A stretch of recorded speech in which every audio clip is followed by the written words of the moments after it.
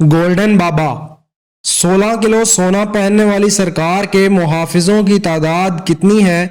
یہ بابا کون ہے جانیے۔ اتر پردیش میں 16 کلو گرام سونے کے زیور بنانے والا بابا لوگوں کا مرکز نگاہ بنا ہوا ہے۔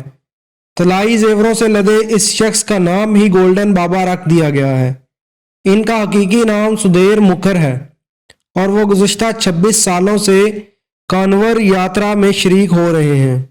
بھارتی ٹی وی کے مطابق گولڈن بابا نے کہا ہے کہ وہ پہلے 26 کلو سونے کے زیور پہنا کرتے تھے، لیکن اب خرابی صحت کے باعث انہوں نے اس وزن کو صرف 16 کلو گرام تک محدود کر دیا ہے۔ سونے کے زیوروں میں چند طلائی زنجیریں، دیوی دیوتاؤں کے نام سے بنے ہوئے لاکٹ، انگوٹھیاں اور بریسلٹ شامل ہیں۔ ان کا کہنا تھا یہ زیور انہوں نے اپنی رقم سے خریدے ہیں، اس کے لیے نہ ہی کسی سے رقم مانگی ہے اور نہ ہی قرض مانگا ہے۔